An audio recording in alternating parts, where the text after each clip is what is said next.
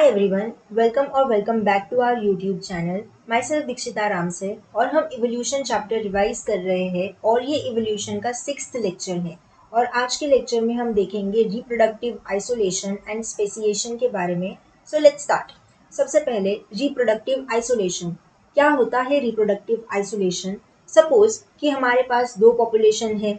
एक है हमारे पास ये सिस्टर पॉपुलेशन, एक सेकेंड, ये है एक sister population and this one is the second sister population. इन दोनों के जीन पूल अलग अलग होंगे. ठीक है, इसका जीन पूल अलग है, इसका gene pool 1 and gene pool 2. इन दोनों सिस्टर पॉपुलेशन के बीच में है एक बैरियर प्रेजेंट.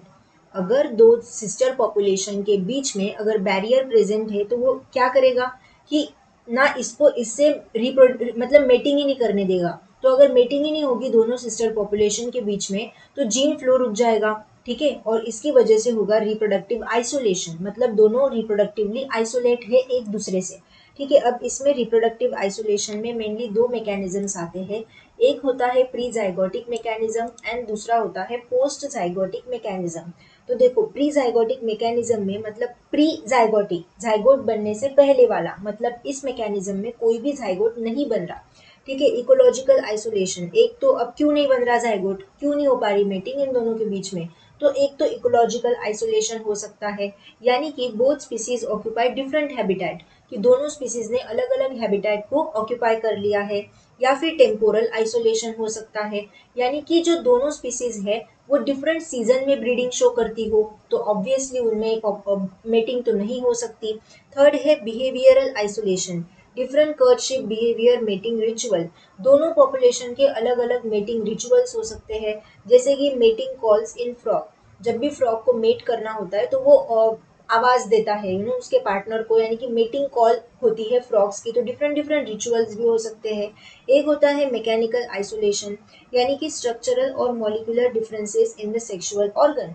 दोनों जेनेटिक पॉपुलेशन के बीच के, मतलब दोनों के जो सेक्सुअल ऑर्गन है उनमें स्ट्रक्चरल या फिर मॉलिक्यूलर डिफरेंसेस हो सकते हैं, तो उसकी वजह से मॉलिक्यूलर ब्लॉकेज हो सकता है. एंड देन फाइनली कोई भी जाइगोट फॉर्मेशन नहीं होता. तो ये हो गया प्री जाइगोटिक मैकेनिज्म के बारे में, जिसमें हमने देखा ecological isolation, temporal isolation, behavioural isolation and mechanical isolation. एक होता है, सेकेंड टाइप है इसका post zygotic mechanism. Post zygotic यानी जाइगोट बनने के बाद, अब जाइगोट फॉर्मेशन हो गया. ठीक है, तो एक तो हो सकता है इसमें हाइब्रिड इनवायबिलिटी, जिसमें फॉर्मेशन तो हो गया जाइगोट का, लेकिन हाइब्रिड फेल्स टू डेवलप, मतलब जो हाइब्रिड बने हैं उनकी डेवलपमेंट हो ही नहीं रही. तो ये एक चीज हो सकती है. सेकेंड है हाइब्रिड स्टेरिलिटी. इसमें क्या होता है, हाइब्रिड फॉर्मेशन हो गया, ठीक है, हो गया, उसके बाद हाइब्रिड की डेवलपमेंट भी हो गई. अच्छा, वेरी गुड. हाइब्रिड फॉर्मेशन हो गया, हाइब्रिड की डेवलपमेंट हो गई, हाइब्रिड हेल्दी भी है, लेकिन हाइब्रिड स्टेराइल है. स्टेराइल का मतलब क्या होता है कि वो रिप्रोड्यूस नहीं कर सकता. तो हाइब्रिड हेल्दी है, वो सारे मतलब उसके फंक्शंस प्रॉपरली है, लेकिन वो स्टेराइल है, वो रिप्रोड्यूस नहीं कर सकता. इसके एग्जाम्पल में आता है मूल, लाइगर या फिर हिरनी. मूल यानी कि हॉर्स और डोंकी का जो ब्रीडिंग होता है उसको बोलते हैं मूल. लाइगर यानी कि लायन या लायन एंड टाइगर दोनों का जो ब्रीड होता है उसको बोलते हैं लाइगर. तो ये हेल्दी होते हैं, ये हाइब्रिड जो बनाए गए हैं वो हेल्दी है, लेकिन वो स्टेराइल है, यानी कि वो रिप्रोड्यूस नहीं कर सकते. ठीक है, ये हो गया रिप्रोडक्टिव आइसोलेशन के बारे में, जिसमें हमने देखा pre zygotic mechanism and post zygotic mechanism. Pre zygotic में क्या क्या देखा, ecological isolation, temporal isolation, behavioural isolation and mechanical isolation. And post zygotic में देखा हाइब्रिड इनवायबिलिटी एंड हाइब्रिड स्टेरिलिटी. उसके बाद अब हम देखेंगे स्पेसिएशन के बारे में. तो स्पेसिएशन क्या होता है, लीनिएज स्प्लिटिंग इवेंट. ये एक लीनिएज स्प्लिटिंग इवेंट होता है. स्प्लिटिंग यानी कि मतलब एक दो डिफरेंट स्पीसीज में डिवाइड हो जाना. Formation of the new species bye branching of the older population of species. जो ओल्डर पॉपुलेशन है स्पीसीज की उसमें ब्रांचिंग हो जाएगी और नई स्पीसीज बनेगी, तो हो जाएगा speciation. Speciation occurs when the gene flow between the two sister population is sufficiently reduced. अगर दो sister population के बीच में कोई भी gene flow नहीं हो रहा है या फिर वो बहुत ही reduce हो गया है, तो finally दो अलग अलग species बन जाती है, उसको बोला जाता है speciation. अब speciation में भी तीन तरीके की species होती है, allopatric, sympatric and parapatric. तो हम वन बाय वन देखेंगे. सबसे पहले हम देखेंगे एलोपैट्रिक के बारे में. तो एलोपैट्रिक में क्या होगा, कि देखो ये दो सिस्टर पॉपुलेशन है, ये एक और ये एक, दो सिस्टर पॉपुलेशन है, लेकिन इनके बीच में प्रेजेंट है जोग्राफिक बैरियर।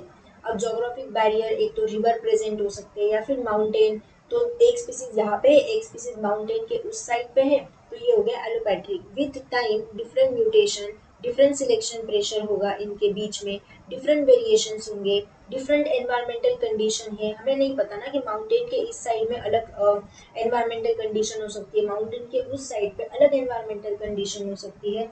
तो इसकी वजह से क्या होगा, अगर स्पीसीज भले ही सेम है लेकिन उनमें कुछ जेनेटिक डाइवर्जेंस आ जाएंगी, जेनेटिक डिफरेंसेस आ जाएंगे, एंड उसकी वजह से क्या होगा, development of reproductive isolating mechanism. तो उनमें रिप्रोडक्टिव आइसोलेटिंग मैकेनिज्म का डेवलपमेंट होगा, एंड देन फाइनली क्या हो जाएगा, स्पेसिएशन हो जाएगा, यानी अलग अलग स्पीसीज का फॉर्मेशन हो जाएगा।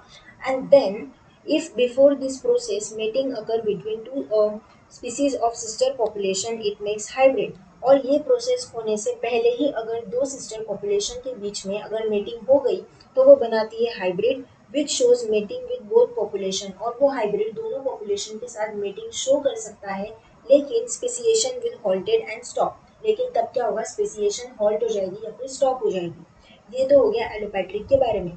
सेकेंड है सिंपैट्रिक। सिंपैट्रिक में क्या होता है, no geographic barrier is required. Very important point कि एलोपैट्रिक में जोग्राफिक बैरियर था, सिंपैट्रिक में कोई भी जोग्राफिक बैरियर नहीं है। Sudden development of reproductive isolation mechanism, इसमें सडन डेवलपमेंट होती है रिप्रोडक्टिव आइसोलेशन मैकेनिज्म की, and the population divided into two subpopulation. जो पॉपुलेशन होती है वो दो सब पॉपुलेशन में डिवाइड हो जाती है। More in plants due to polyploidy. हमें सिंपैट्रिक जो स्पेसिएशन है वो मेनली प्लांट्स में देखने को मिलता है, क्योंकि प्लांट्स में पॉलीप्लॉइडी देखने को मिलती है। या फिर सेकेंड एग्जांपल है फिश इन लेक। जैसे अगर कोई लेक है और उसमें फिश प्रेजेंट है, तो कुछ फिश जो होते हैं वो डीप प्रेजेंट होते हैं, पानी में बहुत अंदर प्रेजेंट होते हैं, और कुछ फिश जो होते हैं वो शैलो वाटर पे प्रेजेंट होते हैं, यानी ऊपरी सतह पर प्रेजेंट होते हैं। तो वो दो अलग अलग स्पीसीज मतलब स्पीसीज बना लेते हैं कि एक जो पानी के डीप रहेंगे और एक जो शैलो वाटर में प्रेजेंट होंगे। तो स्पेसिएशन हो गया, लेकिन इनमें कोई भी जोग्राफिक बैरियर नहीं है, ठीक है। उसके बाद sudden development of reproductive isolation mechanism. क्यों हुआ sudden development of reproductive isolation mechanism? Is a result of competition for resources. एक तो रिसोर्सेज के लिए कंपटीशन जनरेट हो गया, या फिर disruptive selection and sexual selection. Selection will act against intermediate type, intermediate type के अगेंस्ट सिलेक्शन होगा। will create evolution of mating preferences। Selection enhance those traits which promote genetic divergence। Selection ऐसे trades को enhance कर रहा है जिसकी वजह से जेनेटिक डाइवर्जेंस प्रोड्यूस हो रहा है। तो ऑफ कोर्स अगर जेनेटिक डाइवर्जेंस प्रोड्यूस होगा तो रिप्रोडक्टिव आइसोलेटिंग मैकेनिज्म का भी डेवलपमेंट हो जाएगा। तो ये हो गया सिंपैट्रिक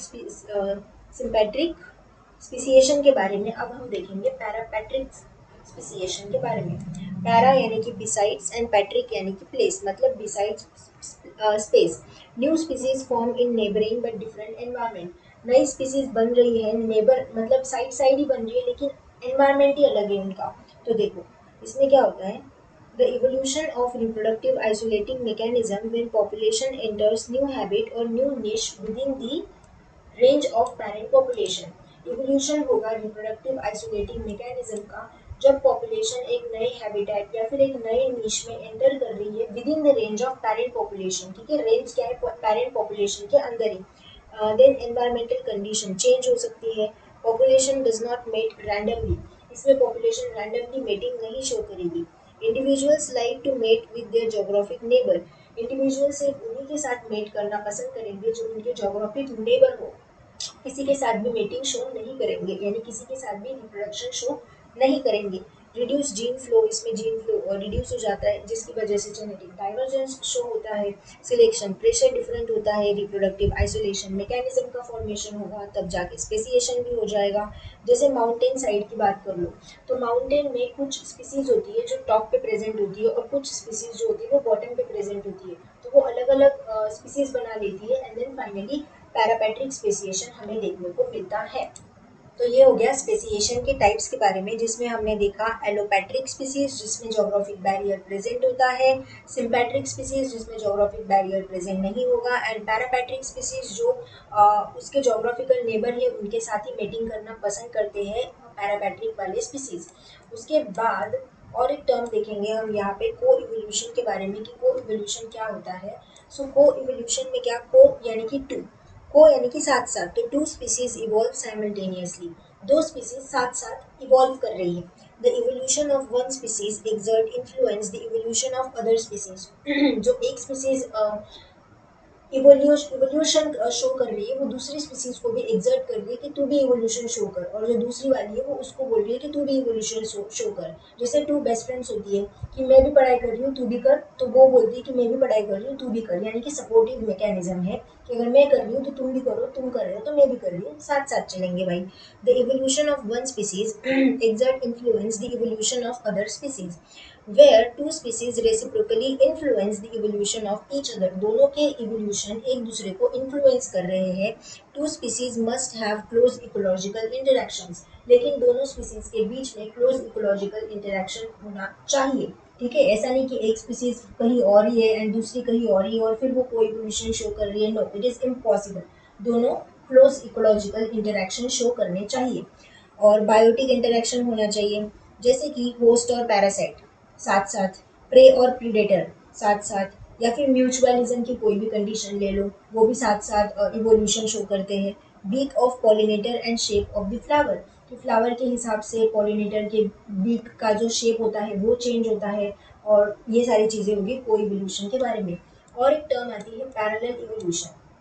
पैरेलल इवोल्यूशन में क्या होता है, development of similarities in different group of same lineage यानी कि जो दो स्पीसीज जो फॉर्म हो रही है उनका एक कॉमन एंसिस्टर है, कि वो एक कॉमन एंसिस्टर से आगे लिनिएज उनका शो कर रही है, तो उसको बोलते हैं पैरेलल इवोल्यूशन। और दो टर्म आती है एनाजेनेसिस एंड क्लैडोजेनेसिस। तो एनाजेनेसिस को लीनियर प्रोसेस भी कहा जाता है। इसमें कोई भी बायोडाइवर्सिटी शो नहीं होती। इसमें क्या होता है, जो ओल्ड पॉपुलेशन होती है वो किसी नई स्पीसीज को बनाती है, तो ओल्ड पॉपुलेशन से नई स्पीसीज बन गई, बात खत्म, लीनियर प्रोसेस है, इसको बोलेंगे एनाजेनेसिस। सेकेंड होता है क्लैडोजेनेसिस, जिसमें ओल्ड स्पीसीज से नई नई स्पीसीज बन रही है लेकिन वो एक सिंगल नहीं बनेगी, लीनियर नहीं होता। इसमें ब्रांचिंग इवोल्यूशन होता है कि बहुत सारी स्पीसीज बन सकती है इसमें, तो बायोडाइवर्सिटी फॉर्म हो सकती है। इसमें तो सिंगल स्पीसीज बन रही थी भाई, तो क्या ही बायोडाइवर्सिटी फॉर्म होगी, लेकिन इसमें ओल्ड स्पीसीज से बहुत सारी न्यू स्पीसीज बन रही है, तो इसमें क्या होगा, बायोडाइवर्सिटी फॉर्म होगा। और इसको ब्रांचिंग इवोल्यूशन भी बोलते हैं, आपको ब्रांच यहाँ पे दिख ही रही होगी। इसका एग्जाम्पल है bird population divided by river, कि सपोज रिवर रिवर के इस साइड में मतलब रिवर के सेम बर्ड थे, ठीक है, रिवर के पास सेम तरीके की बर्ड की पॉपुलेशन थी, लेकिन रिवर की वजह से कुछ बर्ड्स रिवर के इस साइड में चले गए एंड कुछ बर्ड्स रिवर के उस साइड चले गए, तो उन्होंने मिलकर नई नई स्पीसीज बना ली एंड देन फाइनली उनका हो गया क्लैडोजेनेसिस। तो इस फिनोमेना को बोलेंगे क्लैडोजेनेसिस, कि सिंगल बर्ड स्पीसीज थी लेकिन कुछ बर्ड्स थे जो रिवर के उस साइड चले गए, कुछ बर्ड्स रिवर के उस साइड चले गए and then finally they form new species, तो उसको बोलेंगे क्लैडोजेनेसिस। तो ये हो गया आज के लेक्चर के बारे में, जिसमें हमने देखा रिप्रोडक्टिव आइसोलेशन के बारे में, जिसके हमने दो टाइप्स देखे, prezygotic mechanism and post zygotic mechanism. उसके बाद स्पेसिएशन देखा जिसमें allopatric, sympatric and parapatric speciation के बारे में देखा। Then coevolution and parallel evolution and anagenesis and cladogenesis के बारे में देखा। आई होप कि आपको समझ में आया होगा। मिलते हैं हम नेक्स्ट लेक्चर में, तब तक के लिए keep achieving, keep learning, keep thriving. Thank you so much for watching, bye bye.